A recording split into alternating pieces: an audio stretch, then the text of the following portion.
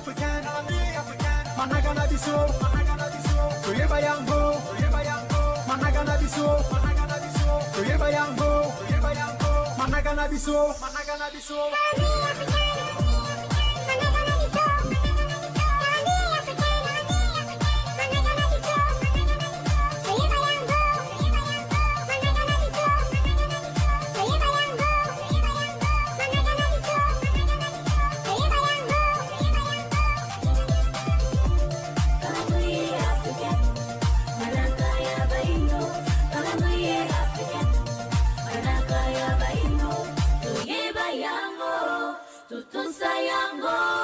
Tusalelamo yango ya biso tuyeba yango tutunsa yango tusalelamo.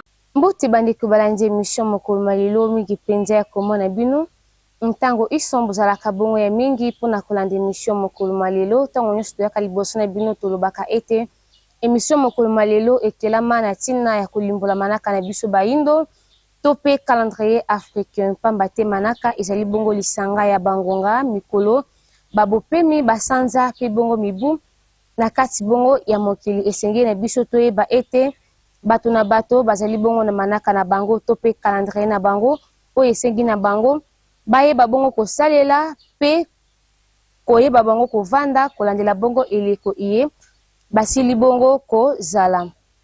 Badeko balani tozo bongo bikomeli elongo na balokasa pona kokoma pe kosimba manaka na biso ya mokolo malelo pe ba ete kolandela bongo manaka na biso baindo tozali bongo mokolo mankenge mwazomi na bopemi na biso ya misato na sanza na biso ya mitano na eleko ya kianzu na mobu mokama na tuko misato na sambo soki tokobasa na manaka bapaya toyeba ete lelo kolandela bongo manaka bapaya tozali bongo samedi le 17 janvier 2026 ebasaka biso manaka na biso na manaka bapaya ezalaka pona bosusu ya malonga ekoka bongo penza nde na kozala kasi ya tina ezalaka manaka na biso evanda pe etikala bongo na kati bongo ya bomoi na biso batinda yo te kasi na tango oyo olamuki pe na mokolo wana mobimba oyebi ete mokolo malelo tozali bongo mokolo mwa kenge. Bandeko balandi na kati ya manaka na biso baindo calendrier africain na bopemi moko tozalaka bongo na mikolo minei mokolo mwa konso mokolo mwa kenge mokolo mwa nsona pe mokolo mwa nkandu. Na kati ya sanza moko tozalaka na mikolo tuku mibale na mwambe pe babopemi sambo. Na kati ya mobu mobimba tozalaka na basanza zomi na misato pe bileko mitano.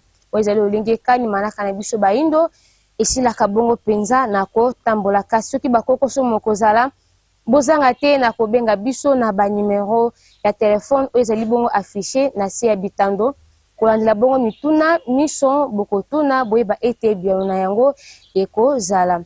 Bandeko balandi tosukaka pe kaka te na kopesa manaka ya mokolo pe kolimbola manaka na biso calendrier africain kasi totombelaka pe bongo lisusu bambotama elamu na baya bonso oyo basili bongo kobotama mokolo mwa lelo totombe na bino bonso bambotama elamu bambutukulu ya mbote balongo fumukimbango na biso wangitukulu bamasivi walulende walunungu bazala na bino pe babakisila bino penza ya mingi oyo esili bongo kozanga okati ya mabota ma bino kasi baya bonso bozali na posa ya kolekisa ba evenement na bino nyonso ya bino na kati ya etando ya bosomi bobenga tango iso na numero ya telefone oyo ezali bongo affiché na se ya bitando na bino tosukaka pe kaka te na kotombela bongo bambotama elamu tosala bino linzaka tokoki te kokata manaka na biso ya mokolo malelo soki nanu te totali video du jour iye basili bongo kolengela biso na mokolo malelo tolanda bongo nde na nsima tokozongela bino tolandi.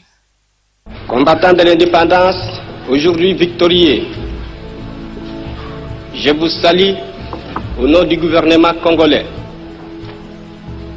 À vous tous, mes amis, qui avez lutté sans relâche à nos côtés, nous avons connu les ironies, les insultes, les coups que nous devions subir matin, midi et soir, parce que nous étions des nègres.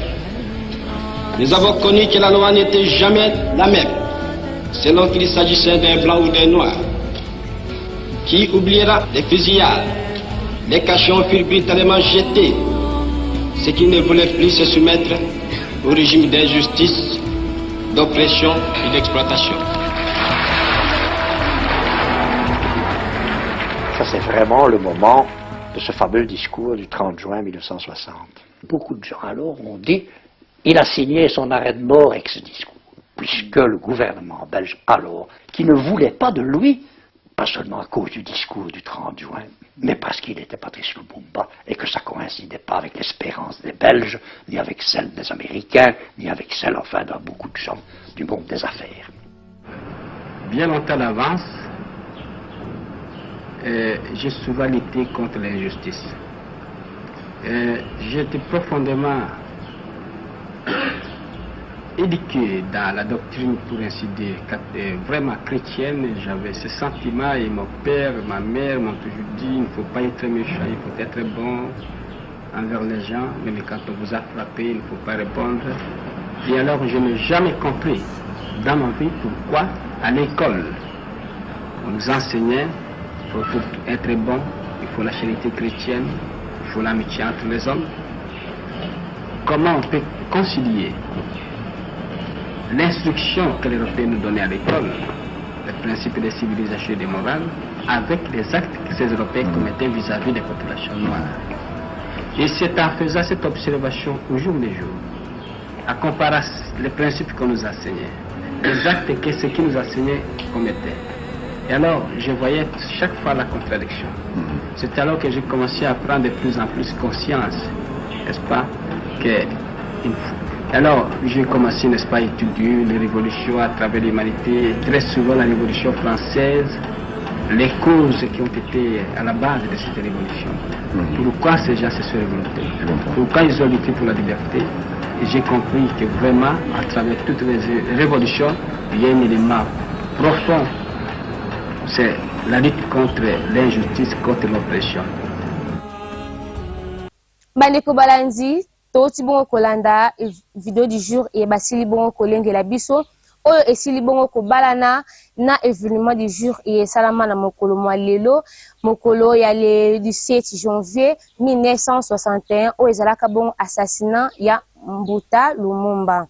Mbuta Lumumba pona nini loposo pembe balukaka bongo na koboma bango pamba te Mbuta Lumumba bazalaki moto oyo balukaki bongo bonsomi pe balingaki bosomi ezala bongo na kati na biso baindo na kati ya mabele na biso baindo na tango mindeli babanaki bongo komonisa ba injustice ya makasi epa na biso baindo ya koboma biso baindo kokata bakoko na biso maboko konyoko na biso nde Mbuta Lumumba batelemaki pona koluka bolamu na biso to pe koluka bosomi na ete na biso na kokendaka bango na mabele ya Ghana na conférence ye basilaka bongo kozala na yango tango bazongaki ndi ebakisaka lisusu Mbuta Lumumba ba effort ya makasi pona kotelema ya kobundela bosomi na biso baindo nde na bongo tango bakendaka bongo kosala discours Mbuta Lumumba balobaka ete bosomi ye bozali bongo kopesa biso ezali cadeau te ezali oto mérité yango pamba te ezali makila tosali yango ba sacrifice ya makila oto mérité yango na lelo pamba te bokatela yango bakoko na biso maboko bobetela biso ngo fimbu bolakisa biso ba injustice oyo ezalaki ya mabe makasi eza cadeau te to mérité yango ndeko banda wana loposo pembe bakotaki ya koluka lolenge kani ya kolalisa motu ya Mbuta Lumumba na se bandeko balandi ya pasi mingi na motema ya kotala liwa oyo Mbuta Lumumba basila bongo kozongela mokili ya molimo ezali liwa ya somo yambo bazwi Mbuta Lumumba batorture babeti fimbo na basorti nyonso to pe na lolenge nyonso esili te bazwi Mbuta Lumumba babeti masasi akufi bakati mike mike bake bongo kokunda ye kasi balobi non Mbuta Lumumba soki tobito tsaye na esika iye baye oya ye tango bako lamuka pe bako comprendre oyo azali bako ya bongo na esika oyo pona kozwa bongo pe kobelaka molimo na ye balongoli bongo lisusu Mbuta Lumumba na se ya mabele bazwi batie nzoto na ye oyo bakataki mike mike na tono ya site pe suki kaka wana te bazwi bongo nzoto ya Mbuta Lumumba na kati ya tono ya site bapelisi yango moto bandeko balandi biso na bino to mituna linu oyo ya Mbuta Lumumba oyo bango Belgique bayaki bongo ko présenter biso to sala bongo matanga bazwaka yango tango bayaki bongo ko torturer Mbuta Lumumba to tango esi babomie to lolenge kani point d'interrogation kasi biso tozwinde ba épreuve ya koloba ete Belgique bango mindende bazali basase oyo bayaki bongo ko assassiner Mbuta Lumumba. Bandeko balanzi tango biso na bino tovandi bongo na bandako, est-ce que tozali pe koyeba tina ya mokolo oyo ya le 17 janvier? Est-ce que tozali koyeba oyo ezali bongo Mbuta Lumumba? Pamba te Mbuta Lumumba atelemaki pona koluka ba intérêt na biso. Lelo soki tokolobela Mbuta Lumumba tokobenga ye héros. Eza te pona bayibaki, eza te po alukaki bongo intérêt ya ye moko, kasi ezali po alukaki intérêt ya population na ye. Bazala bongo malamu. Lelo na ba dirigeant politicien na biso. Tango tokendaka bongo kofukamela loposo pembe ya komona yende nzambe. Eza te tobwakelaka Mbuta Lumumba soyi to tobetelaka ye maboko. Pamba te Mbuta Lumumba atikalaki kondima to pe komikitisa te liboso ya loposo pembe. Pamba te biso na bango toza batu na kati ya mokili. Biso na bango toza lolenge moko. Bango bakoki te kowuta musika baya bongo kokonza to pe kotia ba loi epai na biso bayindo. Lelo kombo ya Mbuta Lumumba ezali bongo ya komata. Touti bongo komona ngo na lisano ya motopi oyo uti bongo kobetama moto nyonso toujours liboko likolo. Elembo ya Mbuta Lumumba ya kolakisa ete elonga ezali kati na biso. Bandeko balanzi na kati ya bosomi nde tokomonisa bongo mayantina pe tokoka komisalela oyo nyonso toza na yango posa. Bandeko balanzi esika tozali tokanisa bongo Mbuta Lumumba pe tomilobela pona nini bato nyonso oyo batelemaka pona kolukela biso bolamu to pe lobiko na biso ndele basilaka se na koboma bango. Kasi na eleko iye tolobi esuki biso ba oyo tozali na kati ya eleko iye to telema na baebonso oyo tata mokili akotindelaka biso pona koluka babolamu na biso topesaka bango maboko kasi tozala baye oyo te tokotia bongo trahison to pe tokomonisa bongo trahison epai na bango. Wana euti bongo biso ko landa bongo vidéo du jour oyo ekei bongo lisusu kobalana na élément du jour e esalama bongo na mokolo malelo. Kasi mpona baye bonso oyo bozwi biso na nsima ya ngonga boyeba ete lelo na manaka na biso bayindo tozali bongo mokolo makenge mwanzomi na bopemi na biso ya misato na sanza na biso ya mitano na eleko ya kianzu na mobu mokama na tuku misato na sambo. Soki bosepelaki bongo na bilili na biso ya mokolo malelo pe olenge kani manaka na biso ya mokolo malelo esili penza bongo kotambola boyeba ete moto atambusaki bongo manaka ezali ya bino ndeko Manda Bwanga ebongo na nsima ya kamera na sungamaki bongo na Nemakaba créateur na zosu lisusu matondo ya mingi na Noko Ndombele Bontale pointi siku zongisa matondo ya mingi epa ya mfumu pusu kia munzala mpanda na ngola koko ya suka mboka na pesi lisusu matondo ya mingi na bino bonso bandeko balanzi bozalaki ya mingi pona kolanda émission mokolo malelo poni ti lisusu kopesa matondo na grande équipe technique mobimba ya Vuvamu Télévision na koloba nini na kati ya bokanisi Mbuta Lumumba. Soki na tombe na nga na bino te nkengelamu na mabota matondo.